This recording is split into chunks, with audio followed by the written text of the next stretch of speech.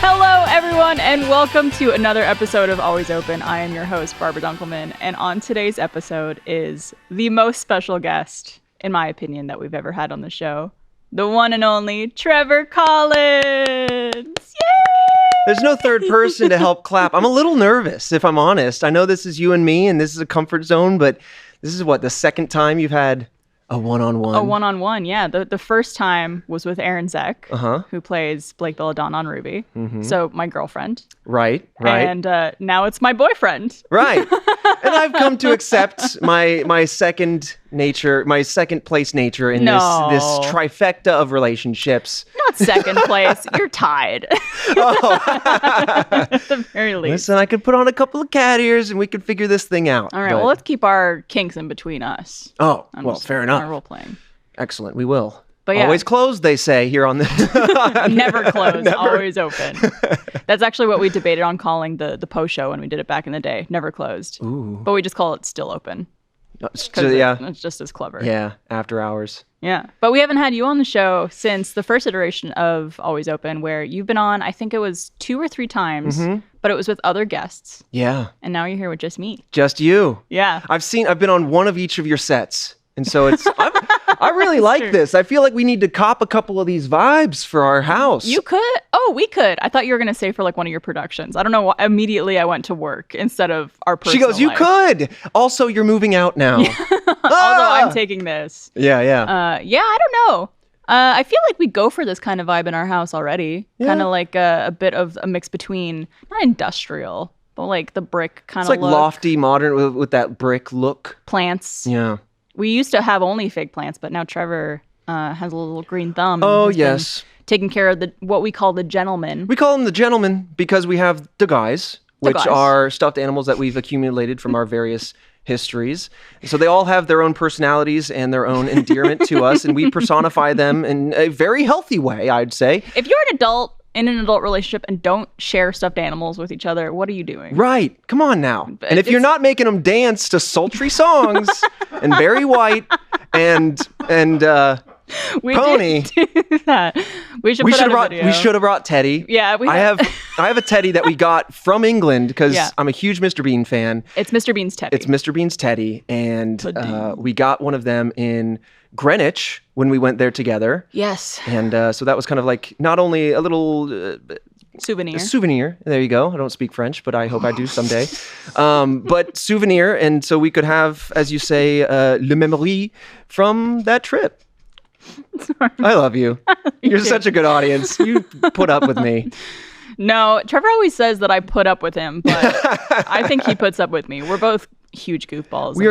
I love that about us both, though, is that we both maintain a level of goof. And so whenever either of us is getting too serious or too, life can be stressful, truthfully. And, the goofs bring us all back to our normal status.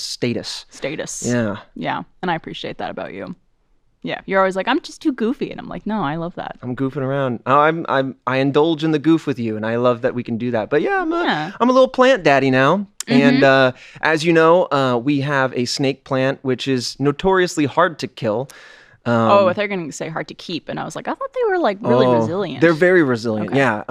And we had that from a close friend of ours. And because they moved away, I tried to revive this thing. We can say Ashley and Bernie. Sure, okay. Ashley and Bernie gave us a snake plant. The snake burns. And it was in their garage for I hear 2 years. So the thing was definitely in hibernation. It was definitely shocked. But it came almost in pristine condition. Yep. So I brought it back to life. I've successfully propagated it now. The family grows. Aaron Zek, even, as we mentioned earlier, she gave me a lot of plant advice. Mm-hmm. And so I have some ZZ plants, a money tree, and I've killed a few other things. Well, you've kept everything alive, despite my best efforts of not doing anything. Of just enjoying the nice pure air and the sights and sounds of a plant. Whenever Trevor comes home, he immediately checks on the gentleman. Yes, right. The plants. Do you want to demonstrate or express how, I don't know how physical you get on the show, but how I look at them and study them? I will describe it, but Trevor goes at a full 90 degrees. He doesn't when you are checking something, you might squat down and kind of look at it. Trevor stands completely straight and just bends his back at a 90-degree angle. Let me investigate this water in front of me. Yeah, this is as you describe. A little example of what he does. So be like, Just that. He doesn't squat down. He just looks at it from top-down angle and starts talking to them. Yeah. Gives them some words of wisdom. Well, they also like the CO2 from my breath. I'm breathing the breath of life into them. I'm like a papa at the mall browsing a window. I'm like window shopping is what it looks like. Yeah. You've caught me. We have, your doorbell cams and all of those things. And you've caught me outside checking on our outdoor plants before like that. And hands behind the back, full 90 degree. Speaking to no one. Yep. You doing all right, little guy? You're doing good. You're growing so big. Oh, look at that little bud. You're blossoming so good. It's the most precious thing in the whole world. Well, I think there's something about it, and I don't want to keep us on plant talk, but I'm happy to live here. Hey. I think there's something about some old studies, like Mythbusters did this too, where they link up a bunch of plants, they play like heavy metal, aggressive music, they play classical music, they do soundscapes, they berate some plants, and then they look at how the foliage has grown and how healthy it looks. And so there is part of me that goes, just in case this definitely living thing has any level of sentience whatsoever, I'm going to respect it. Just like we personify inanimate objects, I'm going to do that for a plant. But you do yell at our Alexa. Yes. So that's because, in my opinion, that's worse because AI, I think, will at some point try to murder us. The Whereas singularity. plants, I don't know how much of an effect they'll have on. Have you seen The Happening? I haven't, actually. Oh, actually, okay, we can watch that. That's not too bad. That'll be on our homework for Yeah, later. but we have a running list of movies and TV shows. And it grows that we're way trying faster than we can watch. Yeah. Yeah. Even though the nights we're like, what are we going to watch? And we pull out the list and we're like, I don't really feel like any of this. Let's go right back into the classics. Yeah. Yeah. All right. Well, I want to play a couple little games with you, Trevor. I love games with me, Trevor. First one I would love to play with you is our new take on the classic game Fuck, Marry, Kill. Okay. But I feel like Fuck, Marry, Kill is very aggressive. It's kind of aggressive. Especially the kill portion of that. Like, I don't actually want to kill anybody. Right. So I have changed it to fling, marry, dump. Okay. Fling meaning like a one-night stand, which would be fucking. Sure. Marry, same thing. And then dump instead of kill. We keep it Barbie level here. Yes. Right.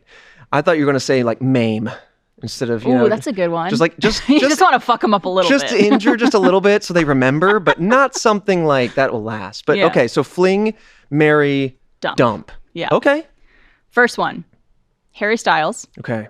Tom Felton, Ryan Reynolds. Oh boy. You're going to have to help me here. Tom Felton is, I've recognized the name. Draco Malfoy. Oh. Sorry, boy. I think, right? Sorry, boy. You're gonna get dumped. Okay, thank you. You're a kind fellow. I loved you in Planet of the Apes. Okay. I didn't like you whipping those evil spells at my boy. So I'm gonna have to dump him. Okay, dumping Tom Felton. And then Harry Styles, I think that's a fling. I think that's a good evening together, a romp in the hay. And Ryan Reynolds, that's a marry. It's a lot of man. It's a lot of man with a lot of, honestly, he's handsome. He is, I really enjoy his particular style of humor. I think he's a great actor, and I love his delivery. But also, he's all right. Well, he's not watching. Entrepreneurial. And let's get him on. I think we can connect with him. Just dial him in. Hey, Ryan Reynolds, if you're watching, we've got two people right now who are. But I mean, a throuple. But he's also, he's industrial. He had a gin. He has had a mobile service, and he's got a soccer team. Oh, does he? Yeah. Oh, okay. So I mean, like, that's cool. Yeah. That's marriage material. Okay, cool. I'm on the exact same page as you. Yeah? Yeah. Word for word. Did I take like all of your Ryan Reynolds compliments, or do we want to kind of keep those rolling? No, I mean for Ryan, he's in now. Yeah, we got him on. I think we have enough. Awesome. He's in. All right, the next one. Okay. Fling, marry, dump. Zendaya. Oh. Blake Lively. Oh God. Mila Kunis. Oh damn it. Okay. This is tough. They're all incredible actresses. You could say they're beautiful. They are, but they're also very talented. And I stormed through the answer on the first one. Did you want to take a whack at this first one? I think for me, I would fling Zendaya. Okay.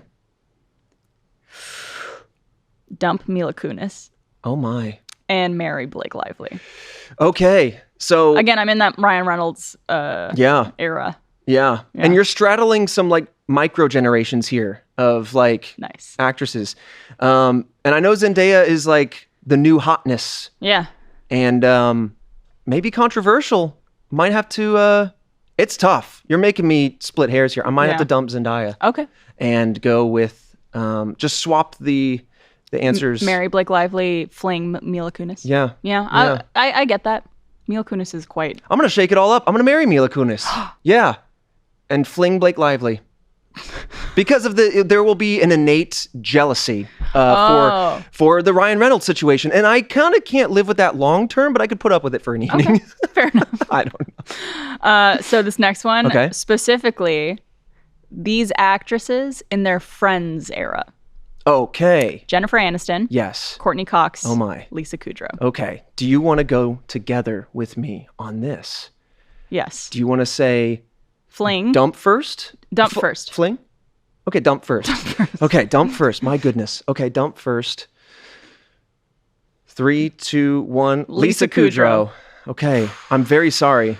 But Phoebe? There are covered mouths across the studio here. Phoebe I would marry. Yeah? Lisa Kudrow. Dump. Do you want to expound upon that? Because I think Phoebe to me in the show is like a lot of fun. Yes. And I feel like she would be fun to be around all the time. Although I feel like she's a little spacey and you'd have trouble like, I don't know. You handle me pretty well. When I get spacey, I just kind of float off and you go, all right, come back. Come back. Okay, I can see that. Okay. And now, fling time. Fling time. Okay. Ooh, we might be on different pages about this one. Might be. Okay. Fling. It's going to be tough. Ready? 3, 2, 1. Jennifer Aniston. All right. Okay. And respectful. We're marrying nods Courtney around Cox. the studio. Okay. Fair enough. And I was going to say 3, 2, 1. I think, yeah. Okay. Now we're going to move on to some cartoon edition. Okay. Of cartoon. Fling, marry, dump. This could get dangerous. Yeah. You know? Okay. Okay. Hercules. Megara. Okay. Hades. Okay, all in Hercules. I thought you were gonna throw in Zeus or something. Oh my. I feel like I'm gonna have to go tropey here, like by character type. You know, I'm gonna have to dump Hades. Just straight up, the guardian of the god of the underworld, mischievous, conniving. I don't have patience for it. I don't have time for it. James Woods, you're out. Okay. Let's see. Megra, she's showed a lot of growth. She caught my eye from the moment I was 5. I think there was an early awakening in there, a twinkle. A twinkle. But I think that there's some character flaws that she was growing through. I think that's a good fling. I do think Megara was probably a lot of people's awakenings. Yes. Men and women alike. Just very sultry, the way she moved. She was very seductive in that way. Very beautiful. But then Hercules, a classic hero, strong arms, can hold you and keep you guarded, keep you safe. And honestly, if you're married to Hercules, there comes this sense of security. I feel like I could get away with anything. You are going so deep on this. Yeah, I'd be like, which I appreciate. Why don't you talk to my husband, Hercules? And then he steps up and he's like 8'2", and dwarfs me. And everybody else is like, okay, sir. Trevor is dying to be Little Spoon. Relationship. Okay. How did you feel? So I picked this one in particular just because like Hades to me, there's some charm about him. Some like sexual charm about him in the movie. So I would fling Hades. Okay. I'd probably marry Megara and dump Hercules. Wow. Just because like, I guess Hercules in the movie changes. Like he's definitely like a little too timid for me in the movie. He does start as a baby. Don't we all? Nope, I was born full head of hair, full head of teeth. Full head of teeth. Full head of anxiety. All right, let's go for some pure villains. Okay. Ursula.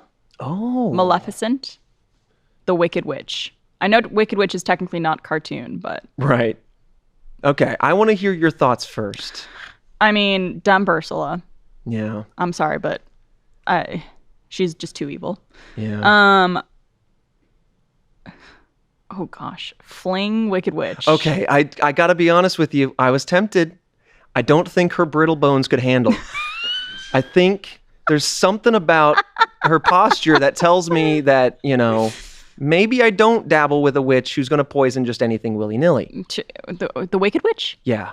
Are you thinking of the evil I'm witch? thinking Snow White. Yeah, I'm talking Wicked about Witch. like Wizard of Oz. Okay, Wicked Witch. so I'm not. Listen, also brittle bones. I'm not going to lay her like a house. I'm not going to hit her like a house out of the sky when it comes to hitting the sack. If you know what I'm saying. Okay, definitely a different witch in my mind. I would fling Wicked Witch because I want her to say, "I'll get you, my pretty." Yeah. Oh. And your little dog too. Yeah. Okay, I have to agree then. Okay. I have to agree. And then marry Maleficent. Yeah. Yeah. I can agree with that. Jacques. So what's the witch from Snow White called?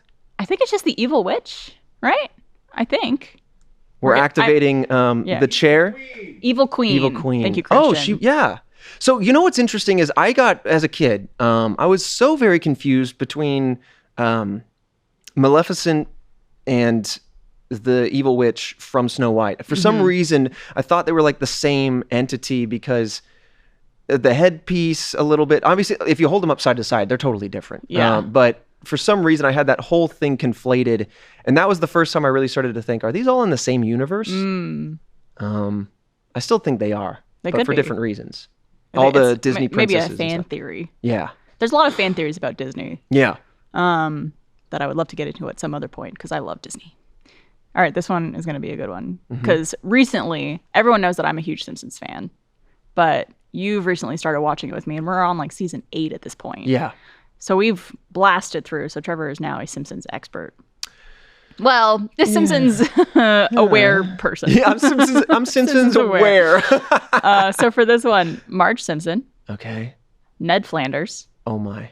Edna Krabappel. Edna Krabappel. Oh, the teacher. Teacher, yeah. Because it says like crab apple. Crab apple. Yeah. Yeah. Okay. Dumping the teach. Yep. Now I'm conflicted because Ned seems like he would be a family man with family values. He's got everything thought about. He's very generous, overly generous. He gets taken advantage of. He is very religious. And he is very religious, which there's nothing wrong with that. But not our speed. Not my speed, yes. But Marge, okay, so I oh man, then that means a fling with Ned Flanders is also going to be a little premarital. Oh, I mean, have you seen his butt in that tracksuit? Nothing at all. Nothing at all. That's a fling right there. That is, okay, I can see. Listen, I got to say it. He's not going to want to fling with me. He's going to want to settle down, and I think Marge is too great of a mother to everything that she puts up with, the de facto Mary is right there. Yes, exactly. Which defaults then Ned to a dump status. Krabappel, you're back in play. You're the fling. Wow, surprising. I thought you'd for sure fling Ned Flanders. I was tempted. All right, last one. Okay. Pumbaa. you almost had me sipping. I waited for you. You almost had me. All right, Pumbaa. Lumiere. And the big summer blowout guy from Frozen. Oh! Yoo-hoo! Big summer blowout. Big summer blowout. Okay. Let's see. Are we talking Lumiere before or after his return to human form? Before, as the candlestick. Okay. Because if I recall in the live action, that was Obi-Wan. That was... why am I blanking? Ewan McGregor? Yes. It was. Yeah, it was. Ooh. And I'm kind of a sucker for Ewan McGregor. Well, if that's who you picture. That does help me. Marry a candlestick, yes. Mary. Sorry, and then Pumbaa? Oh God, he would be fun. He would ride me like a hog. What a romp. Made Christian choke over what a romp. Did you also sip? Did I catch you sipping? But I gotta say it, if he's guffing upwind of me, then I'm gonna have to dump Pumbaa. Okay. I'm gonna have to fling with Big Summer Blowout. Okay. And then I'm gonna settle down with Lumiere. With my host of the evening. He seems to care so much. I will be his guest. Wow. Forever. Yeah, forever and ever. That was a good one. What do you think? I would agree with you on those. Yeah? Yeah. I think, I might fling Pumbaa. He seems like he'd be a good time. I think it's definitely, I can see the argument to fling a Pumbaa. The classic saying. You know what they say. I actually did have one more that you saying the thing about Lumiere reminded me of that I wanted to do. Let's go for it. Gaston, the beast. Dumb. Okay. Gaston, Yep. the beast, the human beast. So the human version. Human beast. The human version of beast. Okay, I think it's easy. I think Gaston is just such a flawed character. Out instantly. I don't care about the muscles. I don't care that he can break a leather belt with his neck. Ugh. And that his chest is covered with hair. But he uses antlers in all of his decorating. You know what? Equally discompelling. Discompelling. I gotta say, I just do not like Gaston as a human being. Fun character, good foil, not in the picture for me. So it comes down to the beast, and I think, you know, who doesn't want to just kind of like in the quiet of the night when no one's looking, romp with the beast. It's true. In beast form, and then settle down with the prince. I agree with you. I don't think Gaston knows where the clit is. Yeah. So I would probably say no to that and dump him. Seems like a really selfish lay. Yeah. For sure. And then fling the beast, marry human beast. Yeah. Because, I mean, that beast be fine. Beast be fine? Beast be fine. Did something, was something awoken in you? Maybe upon, No. no. Well, thank you, Trevor, for indulging me with that little game. Oh, and you're very welcome. Let us know in the comments if you agree with our assessment of these. And if you have other character suggestions if we play this game again, because that was fun. Kickstart a fresh fall routine with HelloFresh, today's sponsor. HelloFresh handles all the meal planning and shopping and delivers everything you need to cook up a tasty meal right at home. It's convenient, easy, and so delicious.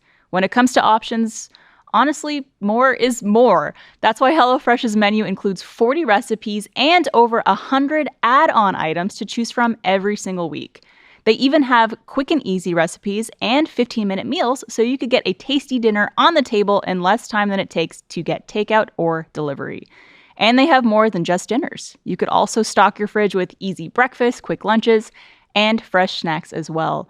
Trevor just cooked us a HelloFresh meal the other day. It was amazing. It was a pork meatloaf and spaghetti. Incredible. I didn't want to finish it so I would have leftovers for days, but it was amazing. We have so many meals that we've cooked together that are so easy and so delicious. Tons of options as well. Go to hellofresh.com/50open and use code 50open for 50% off plus 15% off the next 2 months. That's 50% off plus 15% off the next 2 months with code 50open at hellofresh.com/50open. HelloFresh, America's #1 meal kit. Thank you for sponsoring the episode today. All right. Well, the next game I want to play is something that we actually have done a few times. It's a game called Most Likely To, essentially, that you've heard of before. But for this one, there's been like filters that have come out on Instagram and TikTok where like couples do it and like point to each other of who's most likely to do something or do like the little head tilt to indicate and see if they agree.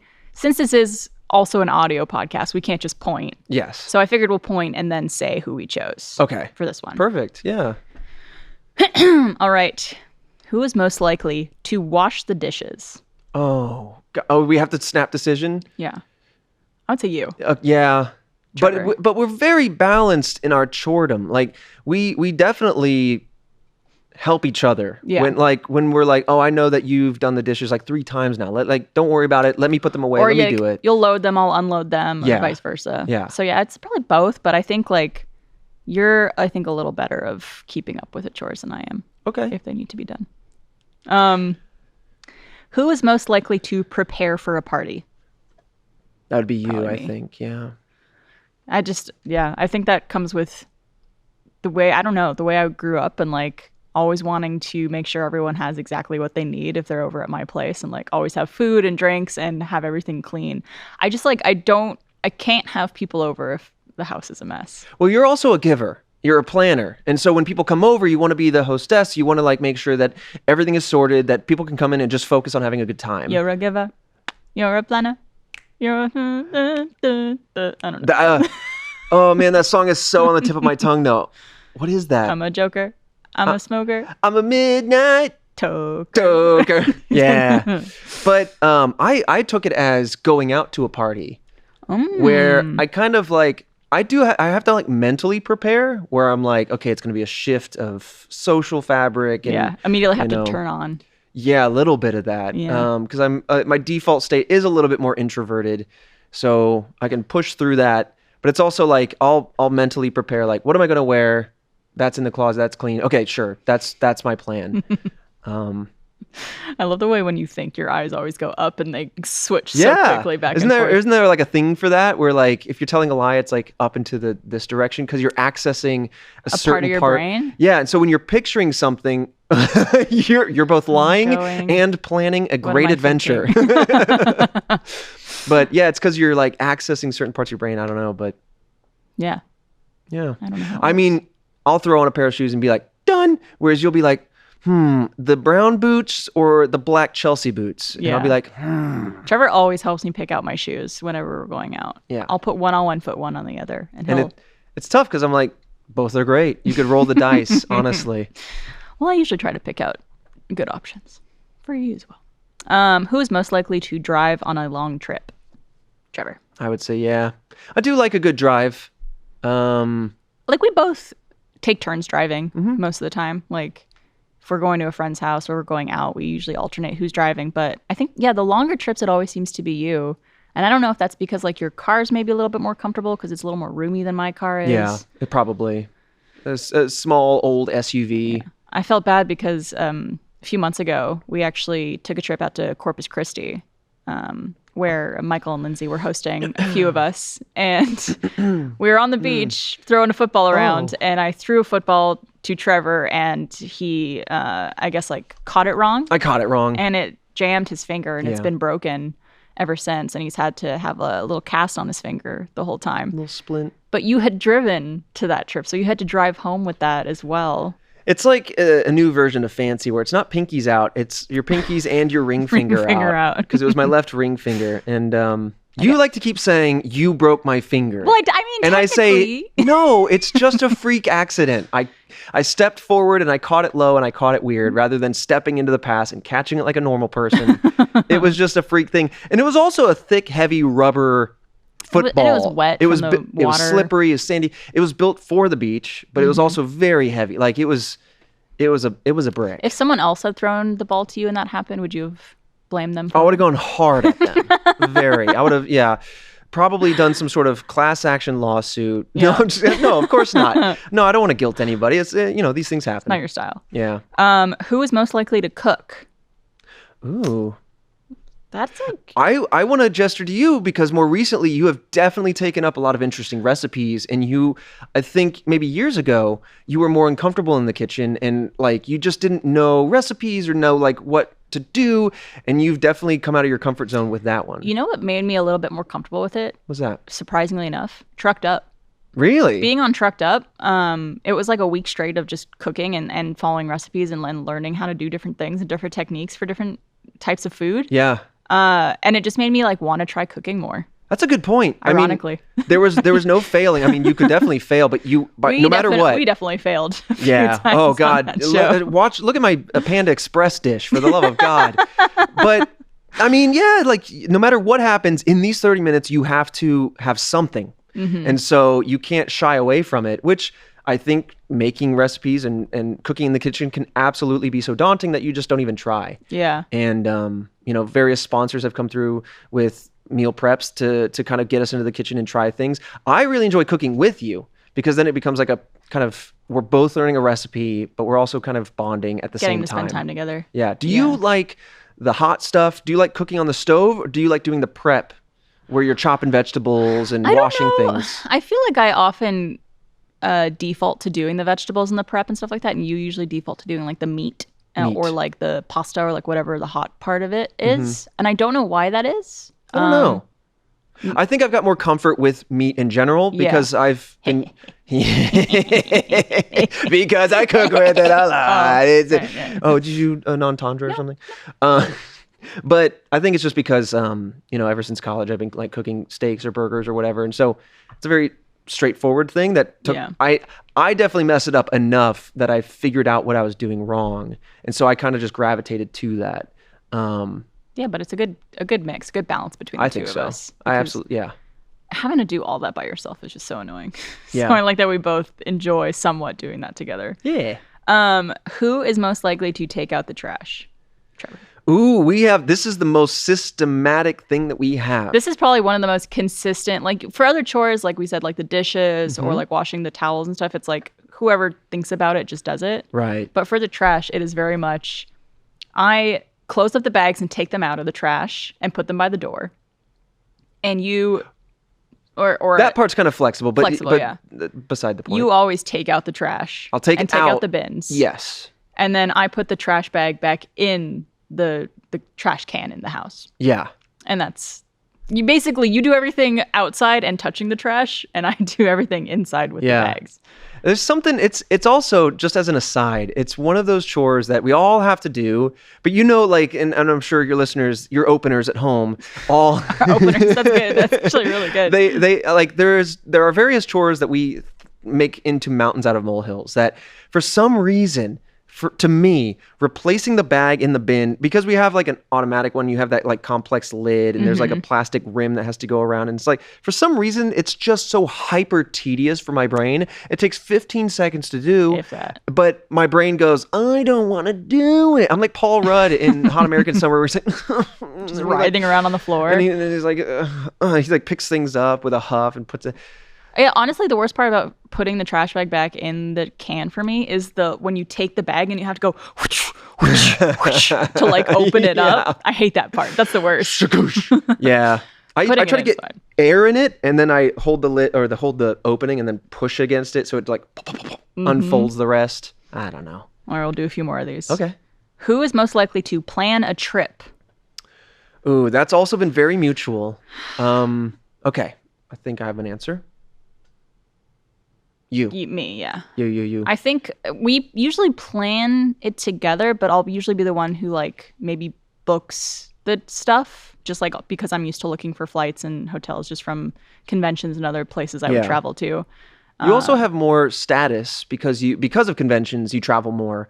And so it is nice. I've lost all status just because of staying at home and everything. I'm just like, and that's whatever. It's hard to keep up. But and it really is. And so because of that, there's just some level of help that comes with that, right? Like, because you travel frequently, they see that. And so if we ever run into issues, it's kind of like, it's not split up. It is kind of like, oh, we see that you have this status, and it just helps a little bit just in case. Yeah. But I don't know. It also then accrues points on one account versus spreading miles and points in whatever systems that you use across multiple places. Because then eventually you want to use those miles and go travel to somewhere for free. That's kind of nice. Yeah. Right? It's just nice. But we do spend a lot of time trying to find a good trip to go on when we do travel. Yeah. Because it is rare that we go someplace just us. Yeah. Usually if we're traveling, it's to visit family or for work. So it's nice to do something. We have to figure out a trip for this year. We do. At some point. We also, I've talked about it on the show a lot in every show that I've ever done, but going to Japan at some point. I would absolutely love that. We're trying to do that. Maybe next year. Yeah. Maybe fall of next year. We will figure it out. I'm sure the internet will know when we're in Japan. Yeah, we'll be very loud about it. All right, we'll do a couple more. Who is most likely to make up after an argument first? I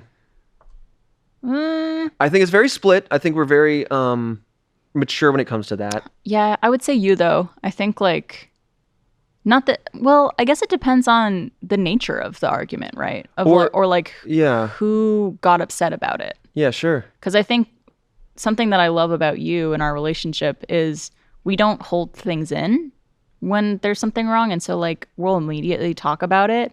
And we never try to dismiss anyone's feelings, even if it's very much misplaced. Sure. Which is something I really appreciate about you. And so if something bothers me, you'll apologize. Yeah. Or try to understand. Yeah. And the same thing goes for me. Well, it also moves the argument to the side for a second to just address, how are you feeling? How am I feeling? What was our understanding of the argument? And then sometimes in that, and most of the time even, you go, oh, I had a misunderstanding of that, or I was thinking something else was in play that you or I might not have been aware of. And then immediately the qualm itself falls to the wayside and you go, got it, moving on. We totally figured it out, Yep. But yeah. All right, I'll do one or two more. Okay. Who is most likely to eat most of the candy in your bowl when you are not looking? Definitely instant me. to you. Definitely me. Yeah.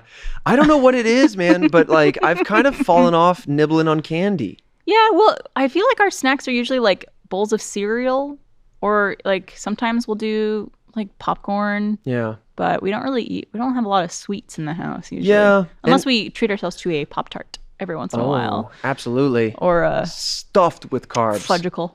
A fudgicle, as you call them. I love that. Aren't they fudgesicles? Fudgesicle, yeah. Fudgesicle. I say fudgicle. I like fudgicle. But I think small things like that, or a little cup of pudding, that's enough sugar to like tickle that itch. Yeah. Or scratch that itch. Tickle that itch. Just tickle my itch. It really makes it worse. When you're itchy and someone just comes through and starts tickling you, it's just a good experience.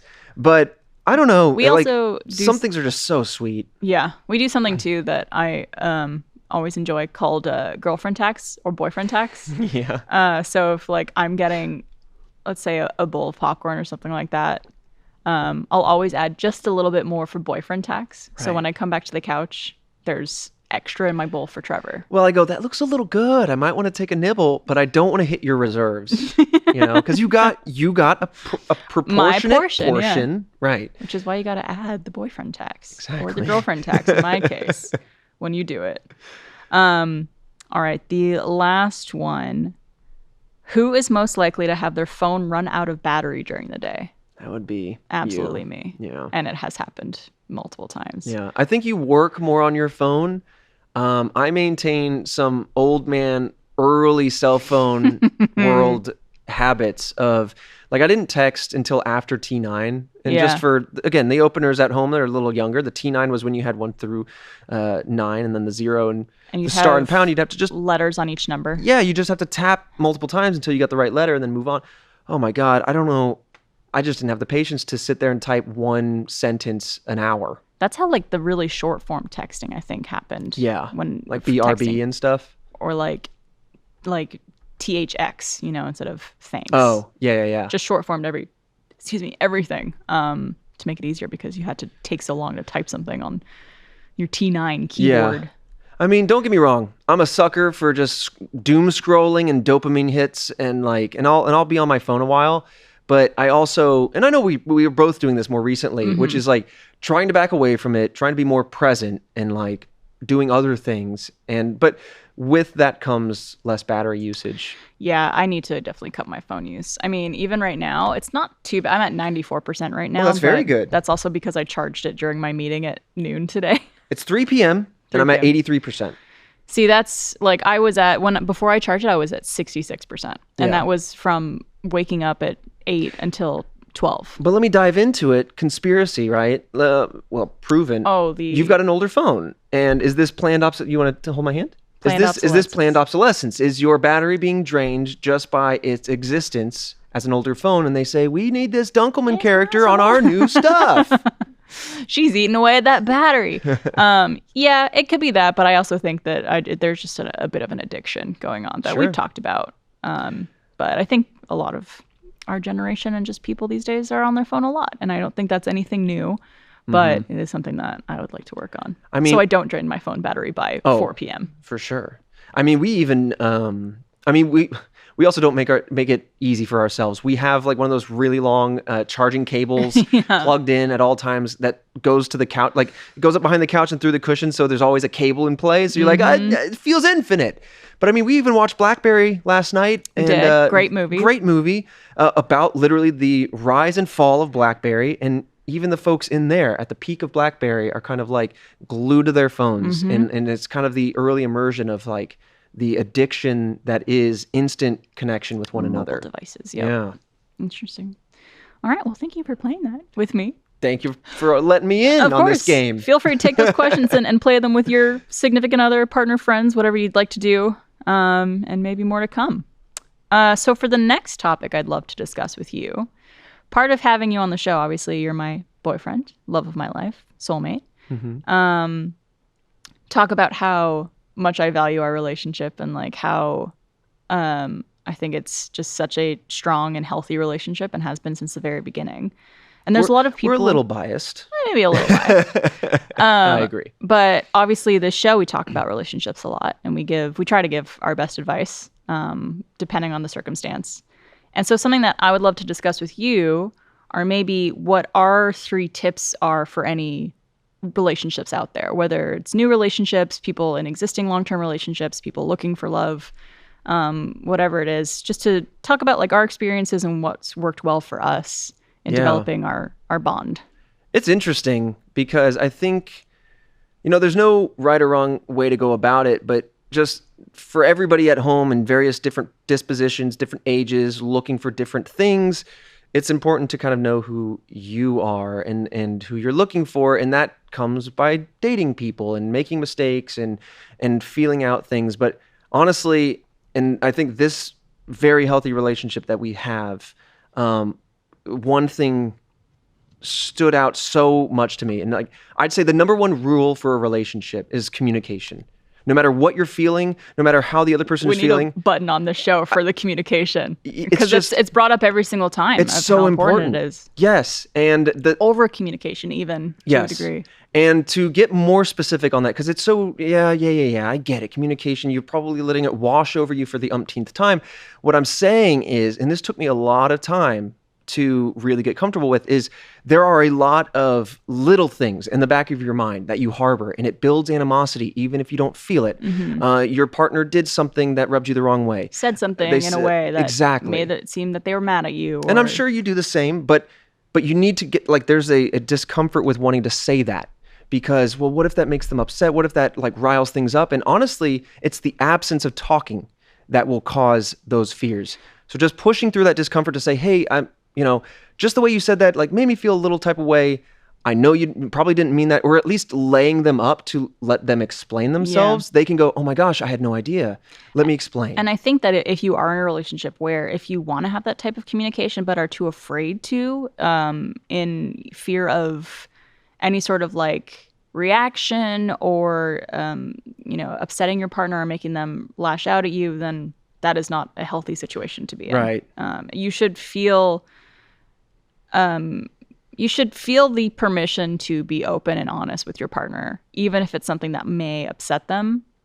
Because if it's something that's bothering you or making you feel a certain type of way that they maybe had a hand in, whether it was intentional or not, it's still important to be able to tell them that and to communicate that. Absolutely. And I'll be totally candid. Like, there are times where I might be like so zoned in on what I'm thinking, I get tunnel vision. And like, you might ask me something and I might not, like, it might come off as a blow off or ignoring you. And you'll be like, hello. And I'll be like, oh, hi. And then you'll like reiterate and I'll be like, oh, I'm so sorry. And immediately what could have in an unhealthy relationship spiraled goes, oh, well, that's just like, now I understand the situation and understand what was going on there. So that would be my rule 1. Rule 1. I think for one of my rules, and we don't have to do 3. We could just do however many we want to do. I'm a rule man. For me, I would say, this is going to sound so weird, say thank you. Ooh, because gratitude, yeah. Gratitude, I think, is something that I think goes kind of missed in a lot of relationships. And I make sure to be grateful and to say thank you to you for even like the smallest things you do for me, and same with you to me.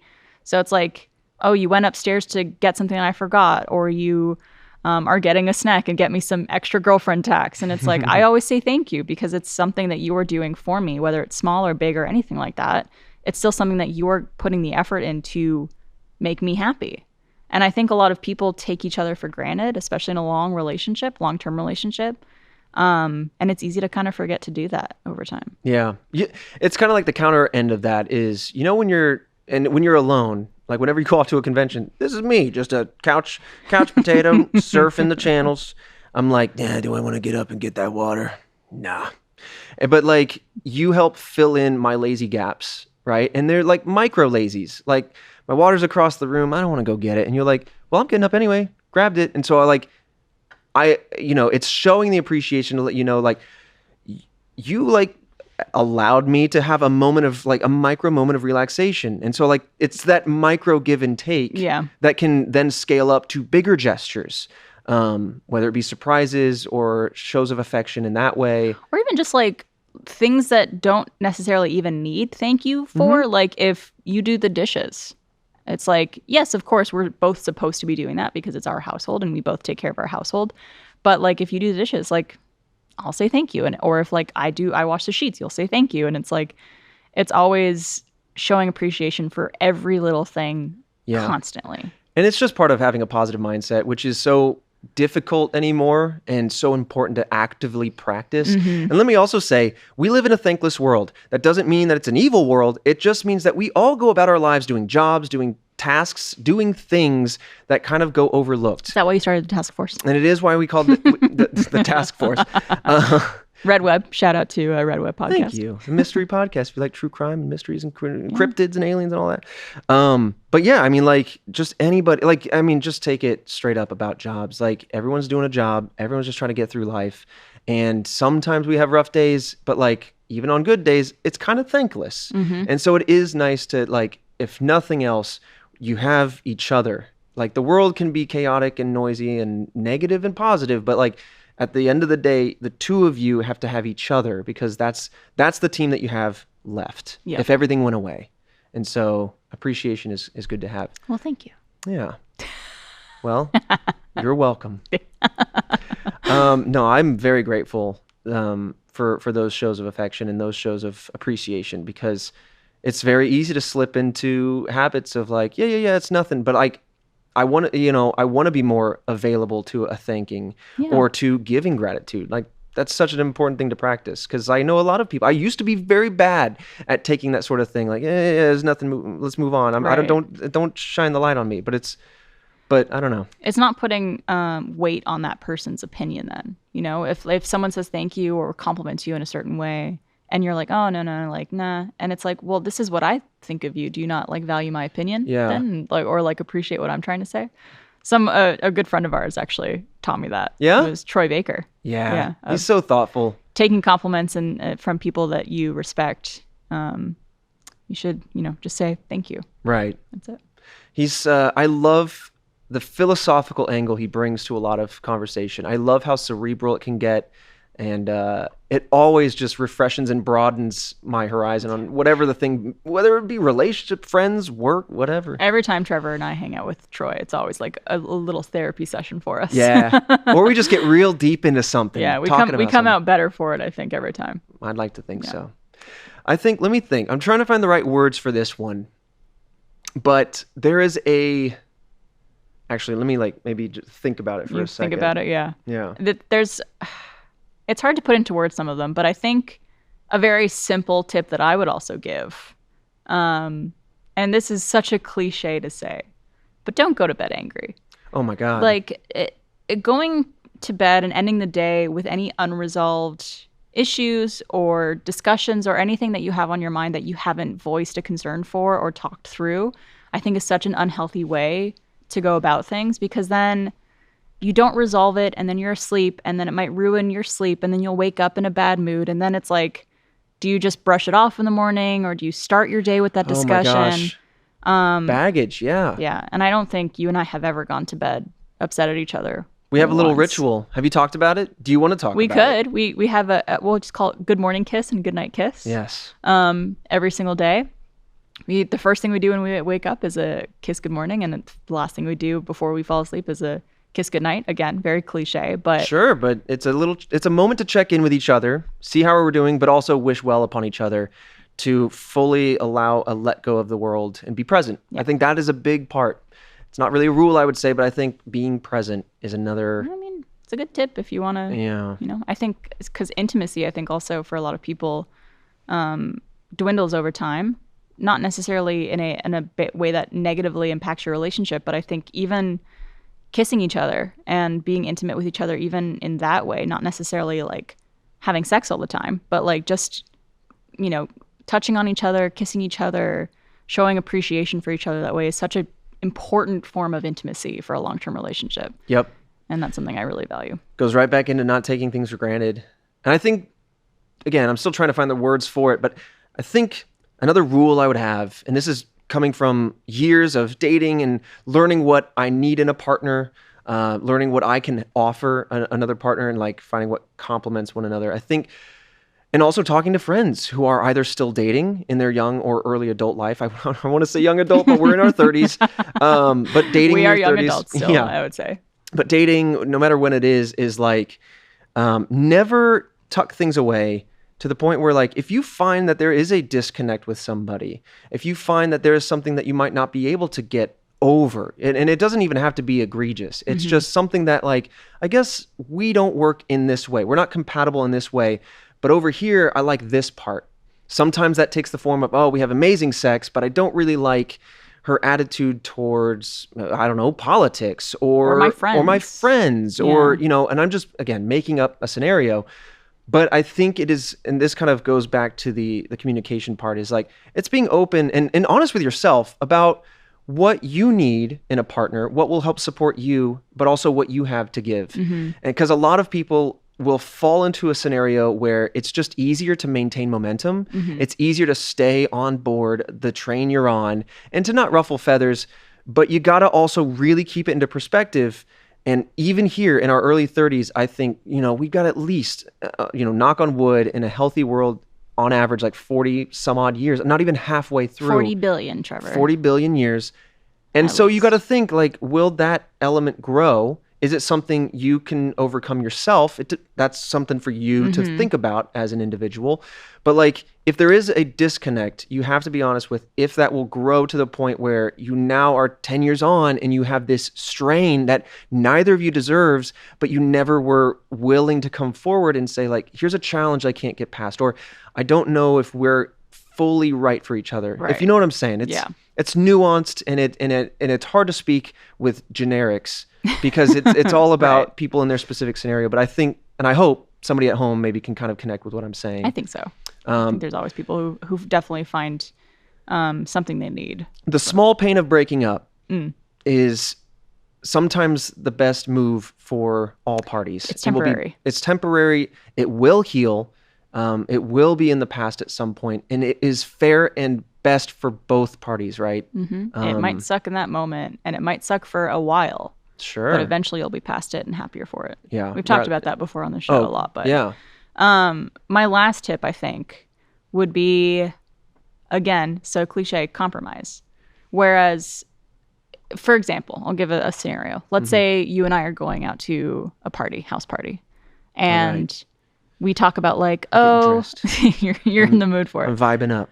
But, like, let's say you're like, oh, well, you know, let's say a Friday night, and you're like, I've had a really long day at work, but, like, we've already agreed to go to this, so, like, let's go and have a good time, but, like, I don't know how long I want to stay. And I might be like, oh, well, like, I haven't seen these friends in a really long time, so, like, I do want to spend some time, but I am aware that, you know, you've had a long day, so I want to be mindful of that. And so, like, it'll be a compromise on both ends of, like, you coming out because it's something you agreed to and know your partner wants to do, and me being aware that, like, your social battery might not be very high that night. And so it's like a balance of that. And it's like that for everything you do. And sometimes you have to figure out through communication what is the person's needs in that moment and what you might have to give up of your needs to help that person's needs come to fruition. Yeah. Or vice versa. Yeah.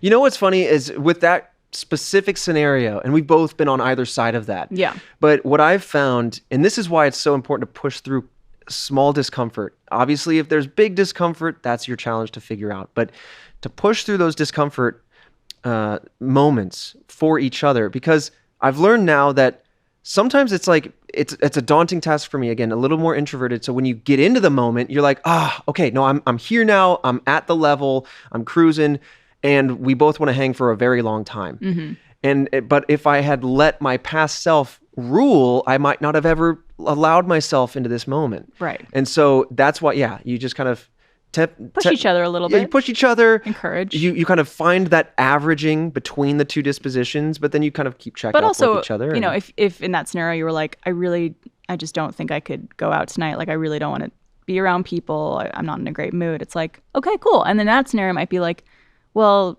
like, do you want me to stay home with you, or is it cool if I still go? I say you go for it. Which, again, you could do things apart and together when you're in a relationship. You don't always have to have your partner. Right. I mean, it's healthy. Yeah. Any other last tips? Oh, I could stand here in my soapbox and pretend. No. I mean, I don't know. I think the important thing is, you need to seek growth. You need to seek challenge. And sometimes that comes in discomfort. I think you should seek to be happy, but never at the expense of others. And apply that as you will to a relationship, knowing that your partner also will face challenges, also need to seek discomfort sometimes, and also need to seek happiness. And how can you help them on their journey while they help you too? I mean, it is 50-50. We are so complementary in a lot of ways, which is what started the relationship on such a strong footing and allowed me to feel comfortable with you. But then I learned that you complement weak points of mine. And I have grown tremendously as a human because of the perspective that you've offered from your experience. And I hope I've done the same for you. And so it's being open, being vulnerable.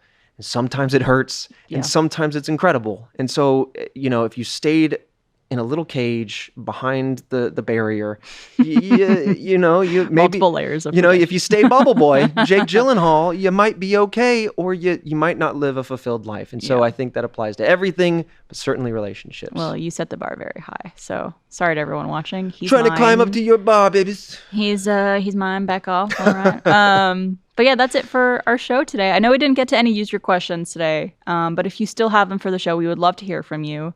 Hopefully we will get to them on future episodes. You could email those questions to alwaysopen@roosterteeth.com. Trevor, maybe we'll have you back please to answer some questions from the audience, maybe some relationship questions for us that we could dive into. But Trevor, thank you so much for being here Sweetness, with me. I'm so happy to be on your show. I'm so grateful to be here. Anything you want to plug before we close out? Sure. I mean, you were so sweet as to mention it earlier, but Red Web is a podcast that I host with Alfredo Diaz, and also we share a producer with Christian Young over here. But if you like unsolved mysteries, a little bit of true crime, aliens, cryptids, sometimes conspiracies, internet mysteries for sure, we talk about all that stuff. And for the month of August, we're doing like a new person of intrigue, like mysterious people. So if you like Rasputin, Shakespeare, we just did I don't know. This will come out. Give it all out. This will come out after August. It's fine. Go back in time. Go back for it. It's all out now. You can binge it. But we just did a really, really cool one. I'm going to geek out on Nikola Tesla. A little bit longer, but anyway, long plug. But I'm just so stoked about what we're doing right now. So if that's interesting to you, come check us out. Awesome. Well, thank you so much for being here, my sweetness. Thanks for having me, sweet. And thank you all for watching this episode of Always Open. You could find this show every single week on the All Good No Worries channel. You could subscribe to us right here on YouTube as well as on roosterteeth.com. Follow us on social media, and of course, check out all the other wonderful content on roosterteeth.com.